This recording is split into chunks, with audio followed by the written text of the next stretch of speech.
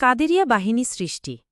শেখ মুজিবুর রহমান নিহত হবার পর তদানীন্তন আওয়ামী নেতা কাদের সিদ্দিকী, যিনি বাঘা সিদ্দিকী নামে পরিচিত, তিনি জিয়া সরকারের বিরুদ্ধে বিদ্রোহ ঘোষণা করেন এবং ভারতে গিয়ে আশ্রয় নেন। উল্লেখ্য যে কাদের সিদ্দিকীর সাথে রয়ের ঘনিষ্ঠ যোগাযোগ ছিল।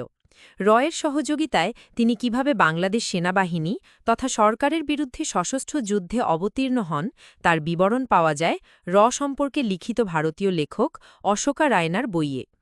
ইনসাইড ভারতীয় গুপ্তচর সংস্থার অজানা অধ্যায় শিরোনামের ওই বইটিতে কাদেরিয়া বাহিনী সৃষ্টি সম্পর্কে বলা হয়, টাইগার সিদ্দিকী, যিনি দেশের মুক্তিযুদ্ধে অংশগ্রহণ করেছিলেন, তিনি বঙ্গবন্ধু শেখ মুজিবুর রহমানের স্মৃতিকে চির অম্লান করে রাখার সংকল্প ব্যক্ত করেন।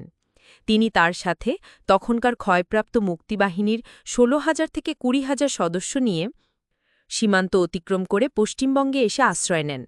টাইগার সিদ্দিকী স্বাধীনতা যুদ্ধের সময় যে সমস্ত রয়ের সদস্যের সাথে পরিচিত ছিলেন, তিনি পুনরায় সাহায্য ও নিরাপত্তার আশায় তাদের সাথে যোগাযোগ করেন। বাংলাদেশে তিনি ও তার লোকজন তখন গ্রেপ্তারের তালিকায় ছিলেন। প্রাপ্ত তথ্যানুযায়ী জানা যায় যে তাড়াহুড়ো করে জড়ো হওয়া মুক্তিফৌজির উদ্দেশ্য ছিল মুজিববাদকে পুনর্জীবিত করা। সিদ্দিকী তার ৩ জন সঙ্গীসহ দিল্লিতে যেয়ে ধরনা দিতে থাকেন।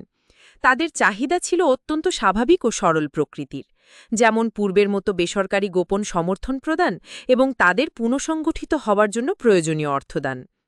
ভারতীয় সরকার তাদের দাবি পূরণে সম্মত হন, কিন্তু এর সাথে একটি শর্ত জুড়ে দেওয়া হয় যে মুক্তিফৌজ বাংলাদেশের সীমানা থেকে কার্যক্রম পরিচালনা করবে এবং এ পদক্ষেপ শুধুমাত্র মুজিবের স্বপ্নসাৎ পুনর্জীবিত করার জন্য সীমিত সময়ে পরিচালিত হবে।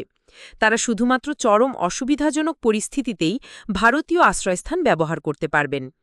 এই শর্তে মুক্তিফৌজ রাজি হয়ে যায়, কারণ বাংলাদেশ রাইফেলস তাদেরকে কচিত কখনো আক্রমণ করত এবং প্রায় সময় তারা নিষ্ক্রিয় থাকত বললেই চলে। শেখ মুজিবের প্রতি অগাধ শ্রদ্ধা থাকার পাশাপাশি আরেকটি বিশেষ কারণে তারা মুক্তিফৌজকে সাহায্য করতে রাজি হয়েছিলেন, আর তা হচ্ছে ভারতীয় কর্তৃপক্ষ বিভিন্ন তথ্য উপাত্তের মাধ্যমে জানতে পারে যে বাংলাদেশ মিজো গেরিলাদের আশ্রয় দিয়ে চীনাদের প্রশিক্ষণ প্রদানের সুযোগ দিয়েছে এবং কাদের বাহিনীর মুক্তিসেনারা তাদের ধারণায় এ ধরনের তৎপরতাকে প্রতিহত করার ক্ষমতা রাখে।